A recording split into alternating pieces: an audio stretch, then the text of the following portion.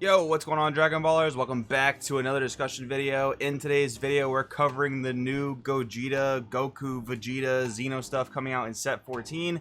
This is going to be pretty interesting to talk about because it's very freeform. What I mean by that is it doesn't really seem to like necessarily go with an archetype. Like there's no leader for the stuff coming out in the set, right? So you can play it in like a lot of different ways. So we'll talk about some of those different ways in today's video. If you guys are new here, make sure to subscribe, hit that bell so you never miss a video. And if you guys want to help support the channel, there are many ways down in the description to do so. But today, if you guys are looking for custom sleeves, playmats, any of that other TCG accessory stuff, check out the link to your playmat down in the description below. It will get you 10% off your orders. They've sent me some awesome Crossworld sleeves that I used in a deck profile a few weeks ago, you guys might have seen, but also everyone else that's been ordering from your playmat has been telling me how awesome quality they are. I really enjoy them. They're like right there with Dragon Shield, and for me, Dragon Shield's the best regular sleeve in the industry. So if you're looking for custom stuff, check them out down in the description. 10% off your order once again. Anyways, let's get started.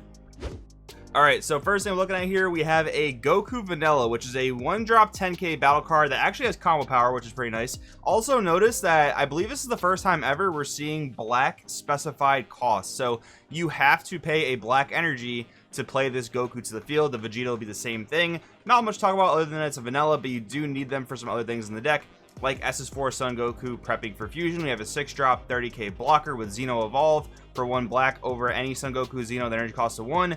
And we know there are several Goku Xenos that energy costs of 1. We have Making an Entrance, which is a 1-drop negate. We have True Fighting Spirit, which is essentially the card that punishes your opponent for using counterattacks. So with that in mind, there are a lot of targets for this guy to go over, but his auto does work particularly with skillless cards. So it says when this card's played or its blocker skill is activated, play up to 1 black skillless battle card with energy cost of 1 from your drop area or warp in rest mode.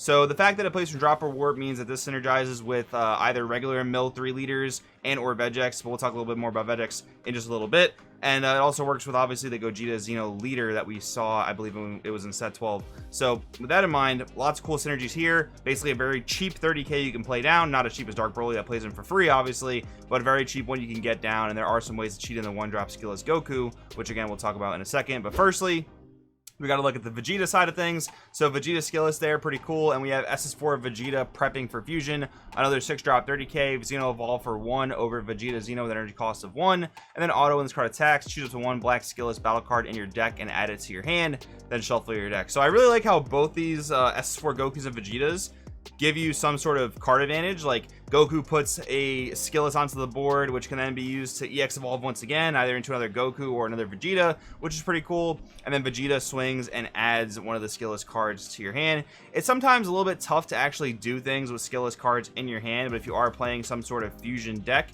which we know there are many Gogeta Xenos you can fuse into nowadays, it is kind of nice to get them to your hand just to pitch if you need to in a pinch. So with that in mind, let's look at some of the ways we can get these 1-drop skillless guys into play. So we have Son Goku Android 8 Bonds of Battle. Permanent this card and skillless battle cards in your battle area can be used in combos in rest mode. We just saw a Goku that brings a skillless into play in rest mode, which is kind of neat. And then auto, if there's a black Son Goku childhood when this card's played, add up to 1 card from light to hand. Then play up to 2 skillless battle cards with 10,000 power from your deck or drop area. Shuffle it if you look through it. So obviously you could play this to bring those guys out if you are playing the Bonds of Friendship Goku leader, which is always one you definitely want to come back to when new skillless support comes out. He kind of was the first leader to really make skillless viable. So with that in mind, it is definitely something to look at. But of course, we can look at something even more generic. Goku Jr., Vegeta Jr., Saiyan, Scions. We have an X cost unison with 10k power.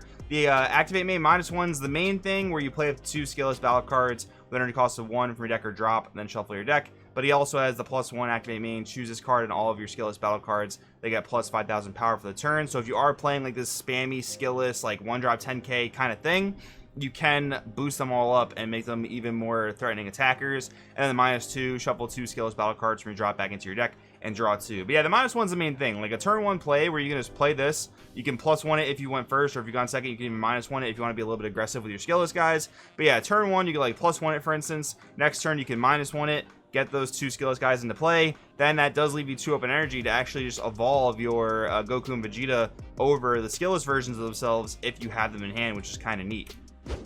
Now, one thing that this kind of obviously seems like it supports is Gogeta Xeno, but it's not even like that much direct support, because none of the stuff we've seen so far and none of the stuff we will see in a second really uses Union Fusion. Now, don't get me wrong, there are a ton of Union Fusion stuff, like I mentioned before. The Gogetas you can fuse into, like thwarting Dark Empire and a couple of the other ones, where you can proc this guy to draw with his skills. And just having more Goku Vegeta names is kind of nice. Obviously, we just saw, you know, 2 of each of them, which is kind of cool.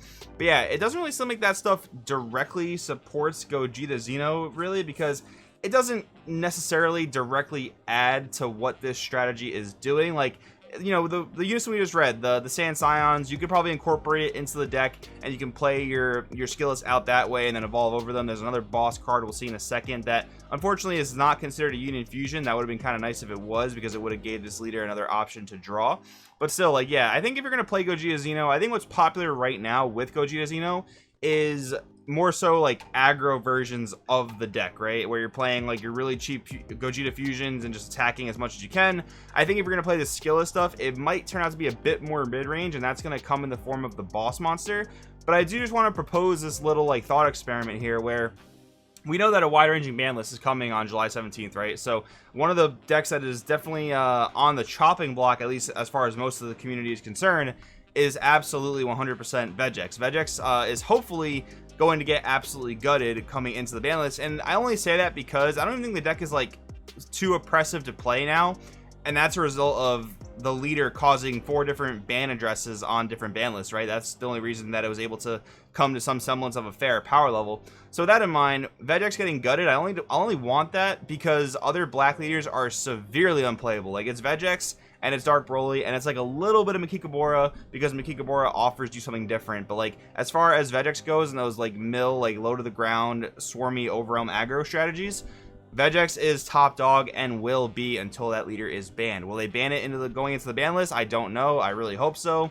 But I think if Vegeks does get banned and we see a lot of this really cool new support for Gogeta Xeno, I think this can actually serve as a really solid replacement to Vegeks. I think it could be actually a really, really good like black aggro-ish mid-range-ish deck in the format. Another really cool thing I want to mention is that with the activate main on the Gogeta Leaders Awaken side, you can also boost your skillless battle cards by 10k. So like in combination with like Sand Scion, for instance, you can get them up to 25k, which is a pretty neat thing. But yeah, hopefully Vegeks doesn't get addressed as much as I think it should, and I'd be curious to know what you guys think in the comments about that, if Gogeta Xeno can step up when Vegeks gets dethroned. But anyways, let's read some of the final support cards for the archetype. We have SS4 Gogeta, Thwarting Dark Empire. This card is so dope. It's an 8-drop, triple attack blocker, permanent while its card's in rest mode. It can't be KO'd by your opponent's skills. So a couple things to keep in mind just by reading it's an 8 cost and that permanent there. This card is very, very safe against green. They cannot freeze a charismatic villain it, and as long as things are timed properly, they also cannot pop it, which is really good. Unfortunately, this card's a bit weak to blue, which is pretty unfortunate because black generally already struggles against blue, so that is a little bit unfortunate. But the auto here is really good. Auto once per turn, when this card attacks, your opponent chooses 2 cards in their hand and 2 of their battle cards, ignoring barrier, and send them to the owner's warps. At the end of the turn, switch this card to active mode. So for SS4 Gogeta's like kind of debut, like I know obviously he had like a secret rare that wasn't really all that good, to be honest, but for SS4 Gogeta's debut, I think this card is so good. And obviously I should also mention real quick, you can cheat it in for 4 by taking a Goku and a Vegeta Xeno from your battle area, or drop it and sending them to the warp. So that's really how you're playing it. But yeah, I think this card is really, really strong. I love the auto there. It is obviously a little bit of resemblance to the secret rare itself, but it's a little bit easier to play. You can play more copies of it in the deck. I think it's really good. And SS4 Bardock's Spirit Resonance, an insane unison coming out in the set. Auto once per turn, when you remove a marker from this card using a Spirit Boost skill, send it to 1 battle card if opponent's drops to their warp. Really nice if you are up against a black mirror match. Messing with their drop is always good. Activate main +1, draw a card. Absolutely busted. And then activate main -2 until the end of your opponent's next turn. They can't attack with battle cards unless they choose 1 card in their hand and send it to their warp each time. So a nice little floodgate effect. It's not the most broken one by any means. Like pitching 1 card, if it is the game-winning like turn for your opponent, can be doable, but it is a nice little hindrance if you need it to get there. The card is awesome. So overall, guys, those are the cards I want to talk about in today's video. I'm not even sure if we've gotten all the black support, honestly, because obviously there's no leader for this stuff, because we're getting the Mass Sand leader in the starter deck, and we know that Sin gets their own leader. This stuff does not get a leader. Doesn't necessarily directly support anything, but there are a lot of cool ways I think you can actually go about playing it. But maybe there are more black cards to see. I don't know. But I want to know in the comments below what you guys think about these cards. Thanks for watching, and I'll see you guys next time.